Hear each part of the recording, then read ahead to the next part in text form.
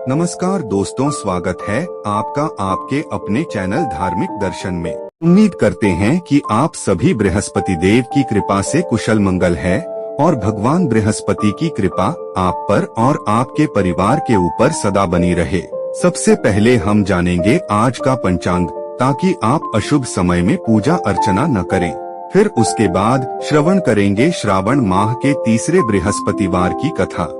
आज का पंचांग 8 अगस्त को सूर्योदय होगा सुबह के 5:46 पर, सूर्यास्त होगा शाम के 7:07 पर, चंद्रोदय होगा सुबह के 8:06 पर, चंद्रास्त होगा रात के 8:55 पर, नक्षत्र होगा उत्तरा फाल्गुनी रात के 11:34 तक, राहुकाल रहेगा दोपहर के 2:06 से दोपहर के 3:46 तक, अभिजीत मुहूर्त होगा दोपहर के 12 बजे से दोपहर के 12:52 तक। उसके बाद श्रवण करेंगे बृहस्पतिवार की कथा। हिंदू धर्म में गुरुवार का दिन अपने में विशेष महत्व रखता है। यह दिन भगवान विष्णु को समर्पित है। इस दिन बृहस्पति देव के समक्ष बृहस्पतिवार का व्रत, पूजन तथा कथा श्रवण करने का विधान है। माना जाता है कि जो भी भक्त सच्चे मन से श्रद्धा पूर्वक बृहस्पतिवार के व्रत की कथा पढ़ता या सुनता अथवा सुनाता है, भगवान बृहस्पति उसकी हर मनोकामना पूरी करते हैं। साथ ही उनके सारे दुख भी दूर करते हैं और घर के धन भंडार भर देते हैं। तो चलिए हम श्रवण करते हैं बृहस्पतिवार की कथा। प्रिय भक्तगण, आज आप एक ऐसे कथा का श्रवण करने जा रहे हैं जिसे सुनने मात्र से आपके जीवन में सुख, संपत्ति और धन की वर्षा होगी। साथ ही जीवन में चल रहे दुखों का अंत भी होगा। तो चलिए कथा को प्रारंभ करते हैं। भगवान विष्णु माता लक्ष्मी से कहते हैं कि क्या आपको पता है दुखों का अंत भक्ति में ही क्यों छिपा होता है। फिर माता लक्ष्मी कहती है, हे जगत के पालन करता, पूरी सृष्टि में चल रहे गतिविधियों पर तो आपकी ही नजर रहती है। कृपया आप ही बताइए कि दुखों का अंत भक्ति में क्यों छिपा होता है। फिर भगवान विष्णु कहते हैं, हे प्रिय, आज मैं आपको एक कथा सुनाने जा रहा हूँ। आप कृपया इसे ध्यान से सुने। जो भी इस कथा को पूरी श्रद्धा के साथ सुनता है, उसे मनचाहे फल की प्राप्ति होती है। इस कथा को आधा अधूरा सुनने से कोई भी फल नहीं मिलता है, इसलिए इस कथा को पूरा सुने। तो चलिए कथा प्रारंभ करते हैं। एक समय की बात है, गंगा के पार बसे एक गांव में 2 बहनें रहती थी। उनमें से एक का नाम कोमल था और दूसरी का नाम था कविता। वे अपने माता पिता की केवल 2 संतानें थी। उनका कोई भाई नहीं था, लेकिन उनके पिता एक बड़े किसान थे, इसीलिए धन दौलत की कमी नहीं थी। उसके पिता पहले भगवान पर बहुत श्रद्धा रखते थे और पूजा पाठ, दान पुण्य किया करते थे। वे भगवान विष्णु में खास आस्था रखते थे। उन बहनों का बचपन तो बहुत ही अच्छे से व्यतीत हुआ, लेकिन बाद के दिन उतने ही कठिन होने लगे। ऐसा इसलिए क्योंकि धनी होने के बाद हर रोज दोनों बहनों के पिता का भगवान के प्रति विश्वास कम होने लगा और पूजा पाठ छोड़ दिया। वह स्वयं को ही अमीर होने का श्रेय देने लगा। उसकी पत्नी भी उसके जैसे ही पूजा पाठ छोड़ दी। एक दिन भगवान विष्णु उसके घर साधु का वेश बदलकर भिक्षा मांगने घर आए। उसने भिक्षा देने से इनकार कर दिया तो साधु बोले, तुम तो पहले दान पुण्य किया करते थे, इसलिए तुम इतने अमीर हो, पर अब क्या हुआ। तो वह बोला, मैं खुद की मेहनत से अमीर हुआ हूँ, किसी दान पुण्य से नहीं।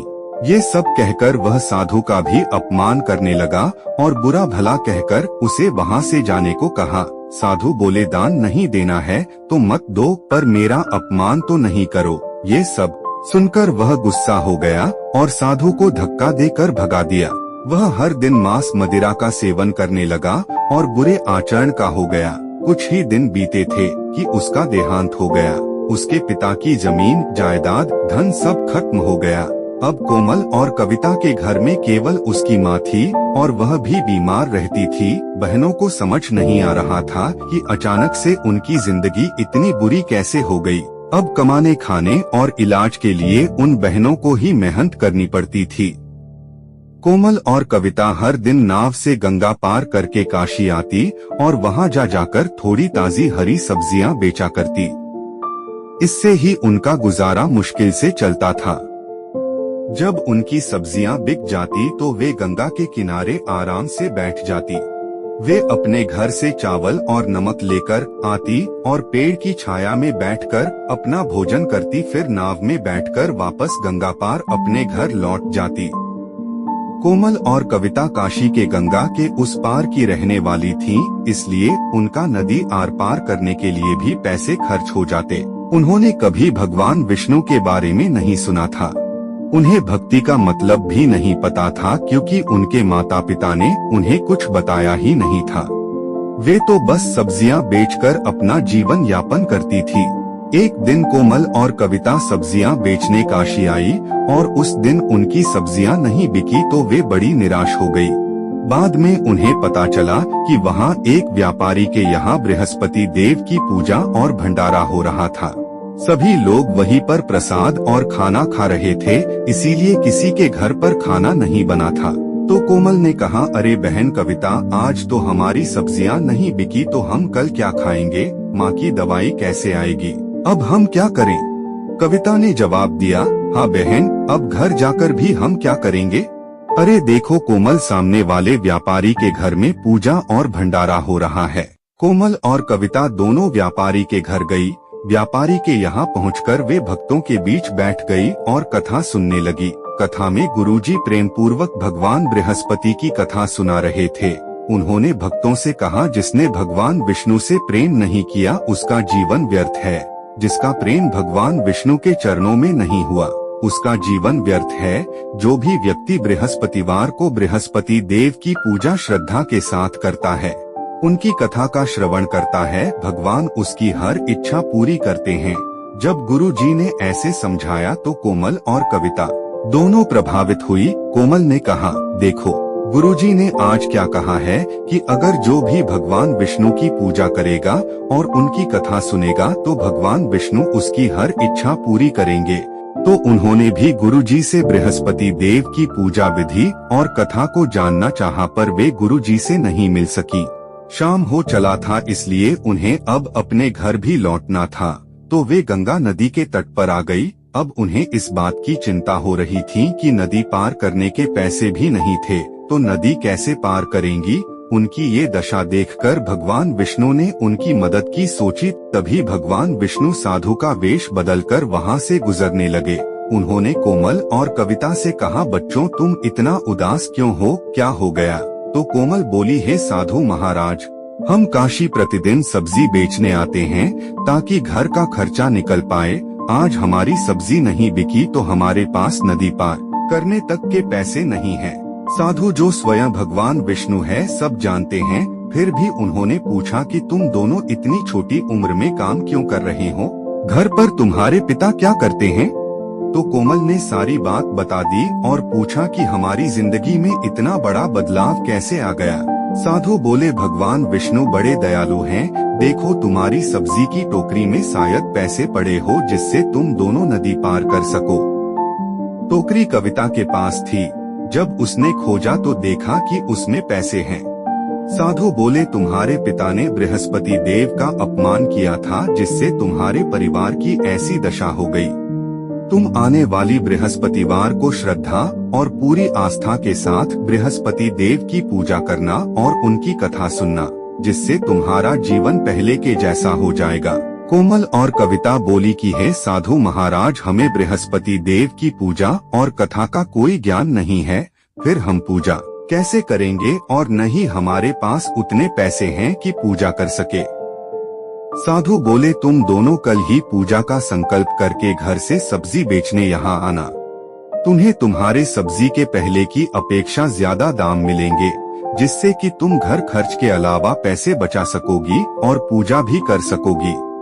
फिर साधु ने पूजा विधि के बारे में बतलाया और कहा कि बृहस्पतिवार के व्रत में चने की दाल तथा मुनक्के से विष्णु भगवान का केले की जड़ में पूजन करना तथा दीपक जलाना, व्रत कथा सुनना, पीले पुष्प चढ़ाना और पीले भोजन ही करना। इससे बृहस्पति देव प्रसन्न होते हैं। फिर उन्होंने कथा के बारे पूछा तो साधु ने बताया कि प्राचीन काल में एक लकड़हारा रहता था।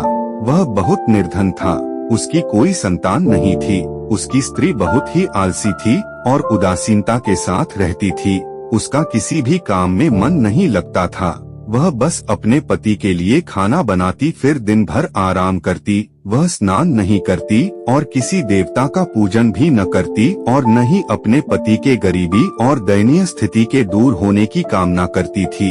लकड़हारा इससे बड़ा ही दुखी था और अपने भाग को कोसते हुए भगवान से कहता कि उसे कैसी पत्नी मिली है। बेचारा लकड़हारा अपनी पत्नी से बहुत आग्रह करता कि वह रोज स्नान करके पूजा पाठ किया करे, किंतु उसका कुछ भी परिणाम न निकला। वह खुद ही बृहस्पति देव की पूजा करता और अपने और अपनी पत्नी के सुखों खुशहाली की कामना करता। कुछ दिनों बाद भगवान की कृपा से लकड़हारा की स्त्री ने एक सुंदर कन्या को जन्म दिया। कन्या अपने पिता की तरह ही गुणवान और भगवान के प्रति आस्थावान थी। वह अपने पिता को देखकर धीरे धीरे भक्ति करना भी सीख गई और अच्छे संस्कार भी अर्जित कर लिया। कन्या बड़ी होने पर प्रातः स्नान करके विष्णु भगवान के मंदिर जाती और उनका का जाप करती। वह हर बृहस्पतिवार का व्रत करने लगी। भगवान विष्णु कन्या के भक्ति और समर्पण को देखकर बहुत ही प्रसन्न थे। तब से जब भी वह कन्या मंदिर आती तो उसे हर बार एक सोने का सिक्का मिलता। वह उसे भगवान विष्णु का आशीर्वाद समझकर रख लेती और घर जाकर अपने पिता को दे देती। धीरे धीरे ऐसे ही उसे अनेक सोने के सिक्के प्राप्त हुए और लकड़हारा का परिवार अपनी पुत्री के कारण धनवान हो गया। लेकिन इतना सब कुछ ठीक होने के बाद भी उसकी माँ का वही ढंग रहा। नगर में लकड़हारा की ख्याति फैल गई क्योंकि वह इतना अमीर जो हो गया। लकड़हारा के घर बड़े बड़े लोगों का आना जाना होने लगा। एक दिन पड़ोस के राज्य के सबसे धनी सेठ हीराचंद अपने पूरे परिवार के साथ घूमने लकड़हारा के नगर आए हुए थे। उन्होंने देखा कि रास्ते में सब मकान छोटे व कच्चे थे और झोपड़ी भी थी। केवल एक ही मकान बड़ा आलीशान और सुंदर था। सेठ हीराचंद ने अपने मुनीम से पूछा, यह आलीशान मकान किसका है? और उन्हें लकड़हारा के बारे में पता चला। सेठ अपने परिवार के साथ उसके घर उससे मिलने गए। मिलना जुलना हो रहा था कि उसी समय सेठ हीराचंद के इकलौते बेटे की नजर लकड़हारा के बेटी पर पड़ी। वह उसे देखते ही उस पर मोहित हो गया और उससे विवाह के लिए सोचने लगा। फिर जब सेठ हीराचंद और उसका परिवार अपने राज्य वापस गया तो उसके लड़के को किसी भी काम में मन नहीं लग रहा था। वह हमेशा उसके ही यादों में खोया रहता, न खाना खाता न ही ठीक से काम करता। उसने अपनी दशा बहुत ही खराब कर ली थी। सेठ हीराचंद उस समय व्यापार के सिलसिले में दूसरे राज्य गए हुए थे। जैसे ही उन्हें यह बात पता चली तो वे तुरंत ही सब काम छोड़कर अपने घर आए और अपने बेटे का हाल चाल जाना। उसने अपने बेटे से पूछा कि तुम्हें किस बात का कष्ट है? किसी ने अपमान किया है अथवा किसी ने कुछ कहा है? तुम मुझे कारण बताओ, मैं उसे तुरंत ही ठीक करूंगा, या तुम जो कहो मैं वही कार्य करूंगा जिससे तुम्हें प्रसन्नता मिले। लड़का बोला, मुझे आपकी कृपा से कोई भी दुख नहीं है, नहीं किसी ने मेरा अपमान किया है, परंतु मैं उस पड़ोस राज्य के लकड़हारा की लड़की से विवाह करना चाहता हूँ जिसके घर हम सभी लोग गए थे। तब सेठ खुद और अपने मुनीम आदि लोगों और ढेर सारे तोहफे के साथ उस लकड़हारा के घर गए। सेठ हीराचंद ने लकड़हारा को सभी बात बतलाया और अपने बेटे और उसकी कन्या के विवाह का प्रस्ताव रखा। लकड़हारा भले ही दूसरी जाति का था, परंतु उसे सेठ के करुण व्यवहार, इज्जत और ईमानदारी का पता था। इसलिए वह भी बड़े सम्मान के साथ अपनी कन्या का विवाह करने के लिए तैयार हो गया तथा विधि विधान के अनुसार लकड़हारा की कन्या का विवाह सेठ के लड़के के साथ हो गया। कन्या के घर से जाने के बाद कुछ ही महीनों में पहले की भांति उस लकड़हारा के घर में गरीबी का निवास हो गया, मानो उसके घर से माँ लक्ष्मी चली गई हो। उसका घर, मकान, धन सब कुछ खत्म हो गया। अब तो भोजन के लिए भी अन्न बड़ी मुश्किल से मिलता था। लेकिन उसकी पत्नी में फिर भी कोई बदलाव नहीं आया। एक दिन दुखी होकर लकड़हारा अपनी पुत्री के पास गया। बेटी ने पिता की दुखी अवस्था को देखा और अपनी माँ का हाल पूछा। तब लकड़हारा ने पुत्री से सारा हाल कहा। तब कन्या ने बहुत सा धन देकर अपने पिता को विदा कर दिया। इस तरह लकड़हारा का कुछ समय सुखपूर्वक व्यतीत हुआ। कुछ दिन बाद फिर वही हाल हो गया। लकड़हारा फिर अपनी कन्या के यहाँ गया और सारा हाल कहा। तो लड़की बोली, हे पिताजी, घर की गरीबी का कारण माँ के रहन सहन, अनुचित कार्यों का ही परिणाम है। आप माताजी को यहाँ लिवा लाओ, मैं उन्हें वह विधि बता दूंगी जिससे गरीबी दूर हो जाए। जब वह लकड़हारा अपनी स्त्री को साथ लेकर अपनी बेटी के यहाँ पहुँचा तो कन्या अपनी माँ को समझाने लगी, हे माँ, तुम प्रातःकाल प्रथम स्नानादि करके विष्णु भगवान का पूजन करो।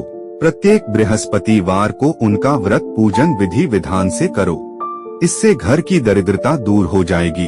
परंतु उसकी माँ ने एक भी बात नहीं मानी तथा घर जाकर अगले दिन प्रातःकाल उठकर बिना स्नान पूजा पाठ किए ही रात के बचे भोजन को खा लिया।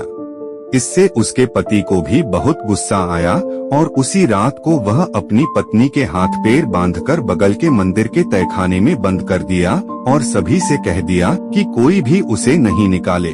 प्रातःकाल उसे निकाला तथा स्नानादि आदि करवाया तो मानो चमत्कार ही हो गया। लकड़हारा के पत्नी की बुद्धि ठीक हो गई और फिर वह प्रत्येक बृहस्पतिवार का व्रत रखने लगी। इस व्रत के प्रभाव से कन्या के माँ बाप बहुत ही धनवान और समृद्ध हो गए और बृहस्पति जी के प्रभाव से इस लोक के सब सुख भोग कर स्वर्ग को प्राप्त हुए। साधु महाराज सब कुछ बताकर चले गए।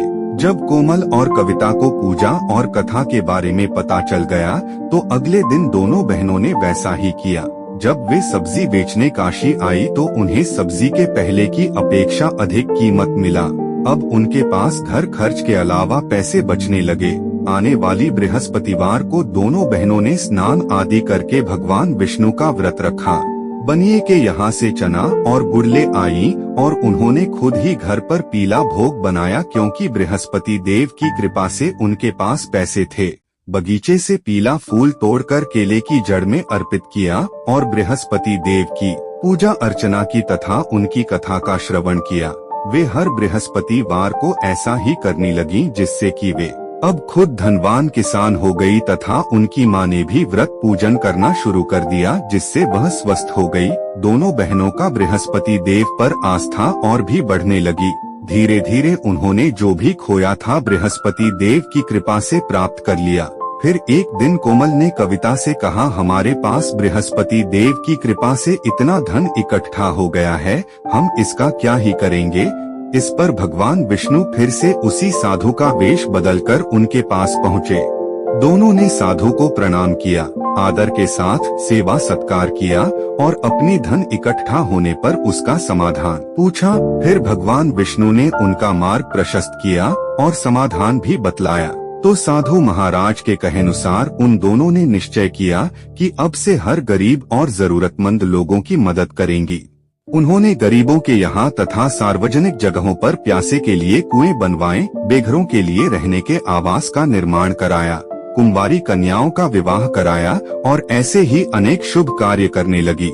फिर एक दिन उन्होंने सोचा कि यदि बृहस्पति देव का व्रत रखने तथा पूजा करने से हमें सब कुछ मिल गया तो अब से हम रोज सभी को बृहस्पति देव की पूजा और कथा के बारे में बताया करेंगे। अगले दिन कोमल और कविता बृहस्पति देव की कथा कहने निकले कि उन्हें पता चला कि पड़ोस में एक 2 वर्ष का बच्चा 1 सप्ताह से बीमार चल रहा है और लगातार रो रहा है। दवाइयों का भी कोई असर नहीं हो रहा था उस पर।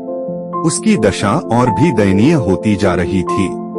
वे दोनों बहनें उनके घर गई और बच्चे के पिता से बोली, बृहस्पति देव बड़े दयालु हैं, आप उनकी कथा सुन लीजिए, सब ठीक हो जाएगा।